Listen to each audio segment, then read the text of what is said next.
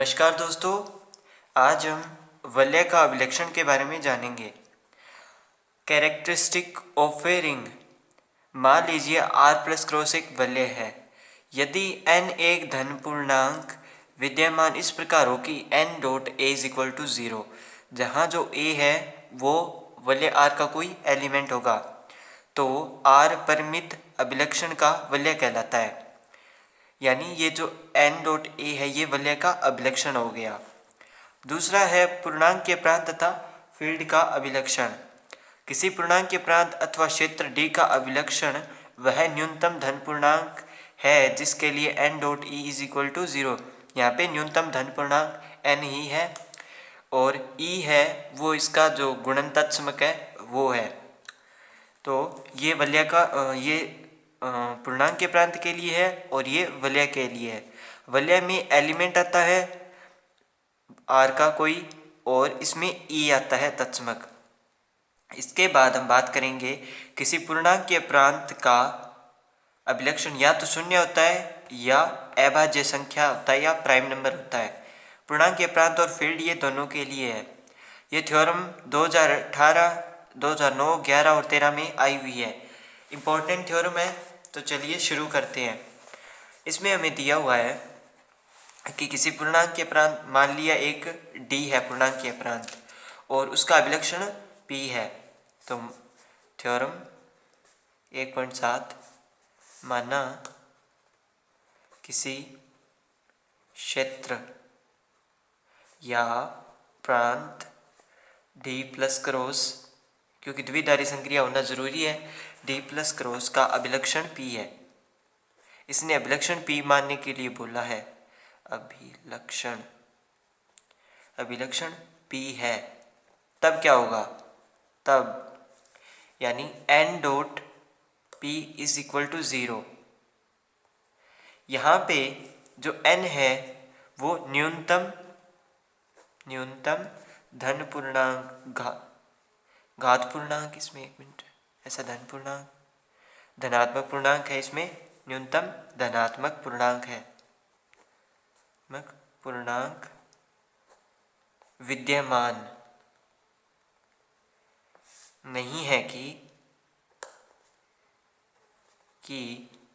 n dot e is equal to 0।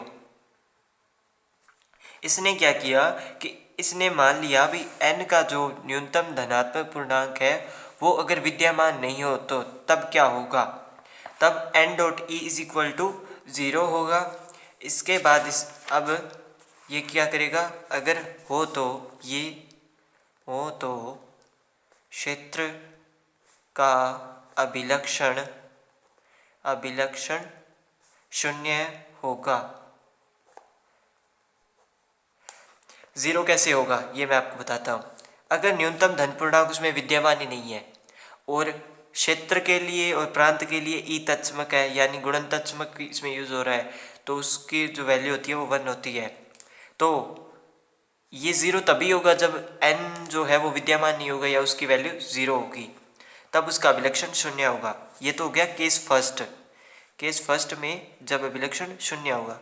Case second में हम बात करते हैं यदि अभिलक्षण शून्य नहीं हो, तो माना P is not equal to 0। यहाँ पे P बराबर में 0 लेके चलना है, अभिलक्षण शून्य मानना है। तो तब माना कि P एक अभाज्य संख्या नहीं है या P अभाज्य नहीं है, तब P को दो संख्याओं के गुणन के रूप में लिख सकते हैं। दो संख्याओं के गुणन के रूप में लिख सकते हैं,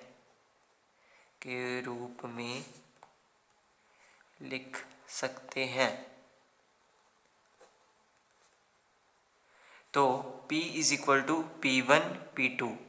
ठीक है, ये दो गुणा के रूप में लिख लिया और जहाँ P है वो पहले तो 0 आएगा, उससे बड़ा है P1 और ये P से छोटा होगा। इसी प्रकार 0 से बड़ा है P2, P से छोटा होगा।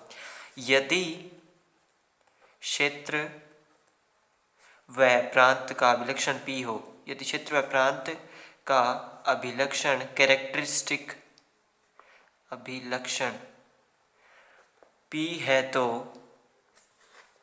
यदि P है तो अभिलक्षण की परिभाषा से n डॉट P इज यहाँ पे n डॉट E आता है, n dot E is equal to 0 और जहाँ E है वो गुणनतत्समक है, मैंने आपको बता दिया E है वो गुणनतत्समक है। अब मैं क्या कर रहा हूँ, n बराबर P ले रहा हूँ क्योंकि यहाँ पे हमें P दिया हुआ है, उसका अभिलक्षण जो न्यूनतम धन पूर्णांक है वो P है हमारे पास, तो P dot E is equal to 0। इसको मैं इक्वेशन नंबर 2 माना हूँ। 1 व 2 के में वैल्यू पुट करेंगे तो यहाँ पे क्या है, मैं P ये जो वैल्यू है वो मैं यहाँ पे पुट कर रहा हूँ, तो P की वैल्यू है वो यहाँ पे आ जाएगी। तो इससे क्या होगा, E dot P1 P2 E तो आ गया इसमें इज इक्वल टू 0। उसके बाद P1 P2 एक साइड में दोनों इकट्ठे रहेंगे और E के साथ मैंने E और मान लिया, गुणनतत्समक है तो एक के साथ एक मान सकते हैं, E dot E is equal to E ही आएगा। अब क्या किया मैंने, सहचार्यता का यूज़ करके P2 E अलग कर लिया और ये E अलग हो गया, ये हो गया सहचार्यता एसोसिएटिविटी, और यहाँ पे 0 है। फिर मैंने एक बार और सहचार्य यूज़ करके इन दोनों को अलग अलग कर लिया, P2 E 0। तो D जो है वो शून्य के भाजकों रहित है, यानी ये दो नॉन ज़ीरो एलिमेंट का मल्टीप्लाई 0 नहीं हो सकता। यदि D शून्य के भाजकों रहित है, शून्य के भाजक रहित है तब क्या होगा, जो P1 है वो इक्वल टू 0 होगा या P2 है वो इक्वल टू 0 होगा, दोनों में से एक 0 होंगे क्योंकि हमें प्रांत लेके चलनी है और प्रांत से हम क्षेत्र प्रूव कर सकते हैं, वो हमने थ्योरम में किया था। तब जो D का जो अभिलक्षण है, D का अभिलक्षण है वो या तो P1 होगा या P1 होगा P1 है या P2 है, जो कि P से छोटे हैं। P से तो छोटे ही रहेंगे दोनों क्योंकि दो गुणन के रूप में आ गए, छोटे हैं। अतः P है वो प्रांत या क्षेत्र का अभिलक्षण नहीं है। ये किस प्रकार हुआ, अभी ये अभिलक्षण नहीं है क्योंकि हम यहाँ पे एक कंडीशन दी हुई है कि P है जो या तो शून्य होगा या अभाज्य होगा। अगर अभाज्य नहीं है तो वो दो टुकड़ों में टूट जाएगा और उनकी वैल्यू है जो P से छोटी हो जाएगी। तो अभिलक्षण किसी वलय या कुछ क्षेत्र अभिलक्षण किसी प्रांत या क्षेत्र का अभिलक्षण एक ही चीज़ होती है, अलग अलग नहीं होते भी एक क्षेत्र के दो अभिलक्षण हो गए, ऐसा नहीं होता। तो ये दोनों टूट ही नहीं सकते दो टुकड़ों में, इसीलिए जो कि इसका विरोधाभास है अतः P अभाज्य संख्या है, मतलब P प्राइम है, अभाज्य संख्या है तो वह क्षेत्र और प्रांत का अभिलक्षण प्रूव हो गया। इसके बाद हमारे पास, वैसे मैं आपको बता देता हूँ, यदि R प्लस आबेलियन ग्रुप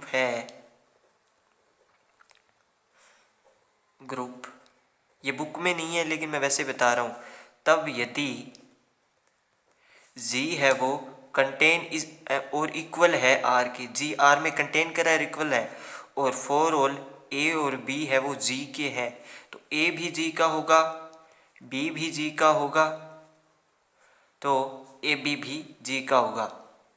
आपको पता होगा ये प्रॉपर्टीज़ हैं जो ग्रुप में यूज़ होती हैं ग्रुप प्रूव करने के लिए। तो B भी G का है तो A माइनस P भी है वो G का होगा, G भी आबेलियन ग्रुप होगा। ठीक है, आज तो हमें पता है कि एक आबेलियन ग्रुप है, फिर मैंने क्या किया, G इसका सेट मान लिया और फिर उसको भी आबेलियन ग्रुप प्रूव कर दिया। ये मैंने आपको बताने के लिए किया है। अभी अगर आबेलियन ग्रुप प्रूव करना हो तो किस प्रकार करेंगे। इसी प्रकार कॉम्प्लेक्स नंबर की हम बात करते हैं कॉम्प्लेक्स नंबर में सी होता है, सी से डिनोट करते हैं अल्फ़ा प्लस आइटा बीटा की फॉर्म में होता है ये। अल्फ़ा और जो बीटा है वो दोनों आर से आते हैं। और जो गॉसियन इंटीजर्स है, गॉसियन इंटीजर वो होता है J is equal to alpha plus iota beta. यहाँ पे अल्फ़ा और बीटा है वो बिलोंग करते हैं जेड से, और जे है वो कंटेन करता है सी में। अब हम इसके एग्जाम्पल्स करते हैं। एग्जाम्पल नंबर 1 की बात करते हैं। सिद्ध कीजिए कि समुच्चय आर ये है, इसमें योग मॉड्यूलो और गुणन मॉड्यूलो के लिए क्रम विनिमय वलय है। क्या यह एक आईडी है यानी इंटीग्रल डोमेन है? हमें इंटीग्रल डोमेन इसमें प्रूफ करना होगा। तो ये वलय तो हमें दिया हुआ है, कम्यूटेटिव वलय तो हमें दिया हुआ है। अब आप देख लीजिए इसने टेबल किस प्रकार बनाई है। 0 1 2 3 4 0 1 2 3 4 इसने इस प्रकार लिख लिया। 0 का योग किया, 0 के साथ 0, 1 के साथ 1, 2 के साथ 2, 3 के साथ 3 और 4। इसी प्रकार ये वाली रो बन गई। सेकंड है, यहाँ पे 1 ऐड किया तो 1 आ गया, 1 के साथ 1, 2 आ गया, 3 आ गया और 4 आ गया। जैसे ये 5 आया इसमें, इसने 5 माइनस 5 कर दिया, जिससे हमारे पास जो रिमाइंडर है, शेषफल है, वो 0 आ गया। फिर 2 का 0 के साथ 2, 2 एक 2 और 1 3, 2 और 2 4, 2 और 3 5 हो गया। फिर इसने माइनस किया, रिमाइंडर 0 आ गया। 2 और 4 6 किया तो 6 माइनस 5, क्योंकि मॉड्यूलो 5 है यहाँ पे, तो 6 माइनस 5 करेंगे, रिमाइंडर 1 आ गया। इसी प्रकार ये टेबल पूरी बना ली। गुणा में सेम इसी प्रकार 0 का 0 के साथ, सारों का 0 के साथ किया तो ये वाली रो सारी 0 हो गई। 1 का 1 के साथ करेंगे तो 1 2 3 4 आ गया। अब 2 की बारी, 2 का 1 के साथ 2 एकम 2, फिर 2 दूनी 4 और फिर 2 तिया 6 आ गया यहाँ पे। तो 5 का भाग देंगे इसमें, 5 एकम 5, तो हमारे पास रिमाइंडर 1 आ गया। फिर 4 दूना 8, रिमाइंडर 3 आ गया 5 का भाग देने पर। इसी प्रकार 3 एकम 3, 3 दूनी 6 में 5 का भाग दिया 1, 3 तिया 9, यहाँ पे 4 आ गया रिमाइंडर। 3 चौका 12, यानी 5 दूनी 10, तो रिमाइंडर 2 आ गया।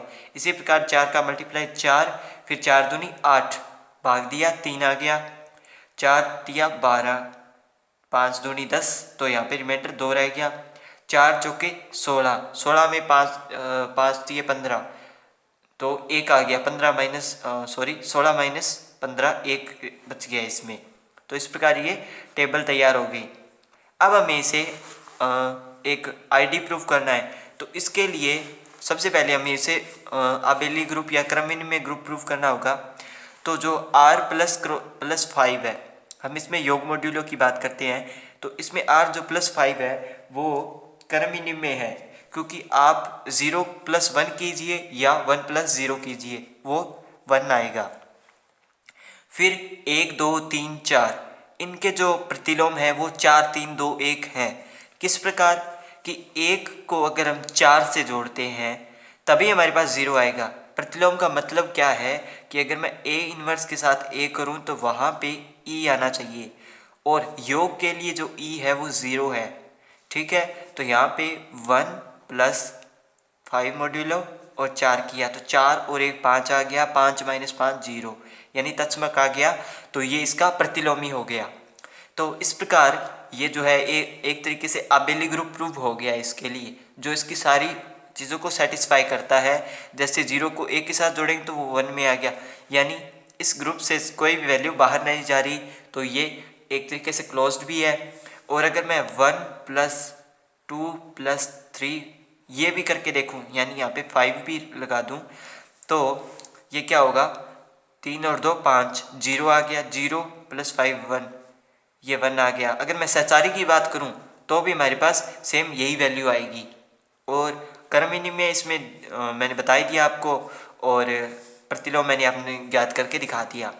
अब r क्रॉस 5 यानी इस मॉड्यूलो की बात करते हैं, तो इसमें सेमी ग्रुप तो है, क्योंकि ये कम्यूटेटिव तो है कि 3 का मल्टीप्लाई 2 से करो, 2 का 3 से करो, एक ही बात है। 3 का 2, 2 से 3 सहचारी होता है सेमी ग्रुप में, क्योंकि जैसे मैंने इसमें बताया कि ये ब्रैकेट इधर कर दो या इधर कर दो, बात एक ही है। इसके बाद गुणा की मूलभूत संक्रिया योग के साथ बंटन नियम संतुष्ट करता है। मतलब मान लो बंटन किस प्रकार होता है कि 1 क्रॉस 5 और 2 प्लस 3, यानी इनका बंटन अलग अलग करना हो तो 1 का बंटन 2 के साथ प्लस 5 और 1 का बंटन 3 के साथ, ये थोड़ा सा बंटनता नियम का इसमें लागू हो गया है। तो हमारे पास यहाँ पे क्या आएगा, 2 आ गया प्लस 5, यहाँ पे 3 आ गया तो इसका 0 आएगा। तो इसमें बंटनता लॉ भी पालन हो गया। और जैसे इसके इन्वर्स की बात करते हैं तो 4 एकम 4 किया मैंने, 4 दूनी 8 करेंगे तो इसमें क्या होगा, जो जहाँ भी 0 बनेंगे 1 बनेगा। देखिए एक यहाँ पे, एक यहाँ पे, यहाँ और यहाँ, ये जो 1 है ये तत्समक आ रहा है। तो यानी 3 का जो प्रतिलोम ही है वो 2 है, 1 का प्रतिलोमी 1 है, 2 का प्रतिलोमी 3 है, 4 का प्रतिलोमी 1 है, 4 का प्रतिलोमी 4 ही खुद ही है। तो ये इसका हमने इन्वर्स ज्ञात कर लिया। तो इस प्रकार ये इसकी सभी जो चीज़ें हैं उसको संतुष्ट कर रहा है। और एक और चीज़ है जो मॉड्यूलो के साथ हमें मिल रही है कि दो नॉन ज़ीरो एलिमेंट, देखिए दो नॉन ज़ीरो एलिमेंट का मल्टीप्लाई भी हमारे पास 0 आ रहा है। देखिए ए यहाँ पे ए यहाँ पे 0 नहीं है और बी यहाँ पे 0 है, ठीक है, बी यहाँ पे 0 है तो ए 0 नहीं है, बी 0 है, इन दोनों का मल्टीप्लाई हमारे पास 0 आ रहा है। तो ये जो उसकी तीसरी प्रॉपर्टी है रिंग विदाउट जीरो डिवाइजर, यानी शून्य के भाजकों रहित, ये उसको भी संतुष्ट कर रहा है। तो इस प्रकार यह एक इंटीग्रल डोमेन प्रूव हो गया। एग्जाम्पल नंबर 2 की बात करते हैं हम। सिद्ध कीजिए m plus n root 2, mn है वो z प्रकार की वास्तविक संख्याओं का समुच्चय संख्याओं के योग व गुणा के लिए वलय है। क्या यह वलय क्षेत्र है? मतलब ये हमें रिंग दिया हुआ है, हमें इसे फील्ड प्रूफ करना है। यानी एक तो हमें इसमें जो गुणा के लिए प्रतिलोम ज्ञात करना होगा, तत्समक, क्रम विनिमय और बंटनता नियम। तो वलय में बंटनता नियम तो आ ही जाता है, तो क्रम विनिमय, तत्समक और इन्वर्स इसका हमें प्रूव करना होगा। तो मैं एग्जाम्पल नंबर 2 लिख लेता हूँ। एग्जाम्पल नंबर 2, सबसे पहले मैंने माना let g is equal to m plus n root 2 और m कोमा n है वो बिलोंग करता है z में और g है वो कंटेन करता है r में। तो मैंने लेट किया x कोमा y है वो g से है, लेकिन mn है वो z से है। तो जहाँ जो x की वैल्यू है वो होगी m1 प्लस n1 रूट 2 और y की जो वैल्यू होगी वो m2 प्लस n2 रूट 2, ये y की वैल्यू आ गई। और ये x और y की वैल्यू हमने प्रूव कर दी, m1 m2 n1 n2, ये सारी z की वैल्यू है। तब मैं x प्लस वाई कर रहा हूँ, x प्लस वाई करेंगे तो m1 प्लस n1 रूट 2 और प्लस में m2 प्लस n2 रूट 2 का योग किया तो m1 प्लस m2 और प्लस में root 2 common, n1 plus n2 belong करेगा g में, क्योंकि m1 प्लस m2 ये भी g में होगा और z में, m1 प्लस m2 भी z में होगा, क्योंकि एक तरीके से m1 और m2 z की वैल्यू है तो ये z में होंगे और n1 प्लस n2 भी हमें z में मिलेगा और ये जो सारी वैल्यू है वो g में मिलेगी। तथा अब हम क्रॉस वाली वैल्यू की बात करते हैं x क्रॉस y, तो m1 plus n1 root 2 cross m1 m2 plus n2 root 2, इनका आपस में जब मल्टीप्लाई करेंगे तो m1 m2 plus 2 n1 n2 plus m1 n2 plus n1 m2 root 2, ये है। अभी तो ये z में जो है कंटेन करेगा, चूँकि यहाँ पे m1 m2 plus 2n1 n2 है वो z में बिलोंग करेगा, क्योंकि m1 n1 वाली जो वैल्यूज़ है वो z में बिलोंग करेगी। इसी प्रकार coma m1 n2 plus n2 n1 n1 m2 ये वैल्यू है वो z में बिलोंग करेगी। जी योग और गुणा के लिए क्लोज्ड है, योग व गुणा के लिए संवृत्त है। हमने इसे संवृत्त प्रूव कर दिया, संवृत्त है यानी क्लोज्ड है। अब मैं क्या करूँगा, मैं इसे पहले क्रम विनिमय ग्रुप प्रूव कर दूंगा। किस प्रकार, x माइनस वाई, जैसे मैंने आपको यहाँ पे बताया था, ये देखिए मैंने यहाँ पे आपको बताया था। पहले हम इसे अबेलियन ग्रुप किस प्रकार प्रूव करेंगे, तो पहले दोनों का मल्टीप्लाई और इसमें से a माइनस बी करेंगे। तो मल्टीप्लाई मैंने कर दिया, अब मैं x माइनस वाई करूँगा जिससे ये अबेलियन ग्रुप प्रूव हो जाएगा, यानी m1 plus n1 root 2 minus m2 plus n2 root 2। तो m1 माइनस m2 हो जाएगा प्लस n1 माइनस n2 हो जाएगा, ये रूट 2 और मल्टीप्लाई में, और ये z में बिलोंग करेगा। तो इस प्रकार क्या होगा, इस प्रकार जो x है वो भी बिलोंग करेगा z में और y भी बिलोंग करेगा z में। मैंने आपको पहले बता दिया है, तो फिर x माइनस वाई z में बिलोंग करेगा। यहाँ से अबेलियन ग्रुप प्रूव करने के लिए यहाँ से मैंने बता दिया है किस प्रकार g में आ जाएगा। तो इसलिए g प्लस एक क्रम विनिमय कम्यूटेटिव ग्रुप है, ग्रुप R प्लस का उपसमूह है, यानी सब ग्रुप है का सब ग्रुप है। अतः G प्लस V, ये एक क्रम विनिमय होगा, क्रम विनिमय सब ग्रुप होगा या ग्रुप होगा, क्रम विनिमय ग्रुप होगा। ठीक है। अब गुणन जो है वो क्रम विनिमय और सहचारी दोनों होता है, तथा योग के सापेक्ष बंटन नियम भी संतुष्ट करता है, जो मैंने इसमें बताया पहले एग्जाम्पल में। अतः G प्लस क्रॉस एक क्रम विनिमय वलय हमने प्रूव कर दी। अब हम क्या करेंगे, मैं इसमें प्रतिलोम गुणात्मक प्रतिलोम की बात करते हैं। गुणात्मक प्रतिलोम, हमें इसमें इन्वर्स की बात करते हैं। तो 1/x इज इक्वल टू 1 मान लिया मैंने, 1/x बराबर में 1, क्योंकि अगर x बराबर 1 लेके चलेंगे तभी हम x को इन्वर्स में कन्वर्ट करेंगे। तो x की वैल्यू हो गई m प्लस में n root 2 is equal to 1। अब मैंने क्या किया, रूट बटा में नहीं लेते, इसलिए इनका जो मल्टीप्लाई में वैल्यू लेते हैं, मैंने उसको मल्टीप्लाई में आंशिक भिन्न बोल सकते हैं आप इसे, माइनस n2 रूट 2, उस विधि से मैंने इसको मल्टीप्लाई किया। तो माइनस का 2 n की स्क्वायर, यानी मैं इसको मल्टीप्लाई करूँगा m माइनस n रूट 2 से, अपॉन में m माइनस n रूट 2 का मल्टीप्लाई यहाँ पे करूँगा, तो मेरे पास ये वैल्यू आएगी, इज इक्वल टू में 1 पड़ा है। फिर जब हम इन दोनों को अलग अलग करेंगे तो m ओवर में m की स्क्वायर माइनस में 2n की स्क्वायर बनेगा, और माइनस में n ओवर में m की स्क्वायर माइनस 2n की स्क्वायर बनेगा, और मल्टीप्लाई में रूट बराबर 1। आवश्यक नहीं है कि g विद्यमान हो, भी मतलब इसमें ज़रूरी नहीं है कि हमें इसमें इन्वर्स प्राप्त हो। यहाँ पे जो m की वैल्यू है वो हमें m की स्क्वायर माइनस में 2n की स्क्वायर, ये वाली एक तो ये वाली वैल्यू मिल रही है, दूसरी माइनस n ओवर में m की स्क्वायर माइनस में 2n की स्क्वायर हमें वैल्यू मिली है, जो कि सदैव पूर्णांक नहीं होंगे। मतलब इनकी जो वैल्यू है वो बदलती रहेगी। अगर यहाँ पे वैल्यू प्लस में रखेंगे तो वो माइनस हो जाएगी, माइनस में रखेंगे तो प्लस में हो जाएगी, हो सकता है वैल्यू बटा में आ जाए, तो हमें जो वैल्यू है वो पूर्णांक प्राप्त नहीं होगी। अतः है जो g है, g प्लस क्रॉस है, वो क्षेत्र नहीं होगा, क्षेत्र नहीं होगा, क्योंकि इन्वर्स ही हमें प्राप्त नहीं होगा, तो ये क्षेत्र कैसे प्रूव होगा। कल वाली वीडियो में हम इसके आगे वाले एग्जाम्पल करेंगे और प्रश्नावली के सवालों को हल करेंगे। तो वीडियो देखने के लिए धन्यवाद।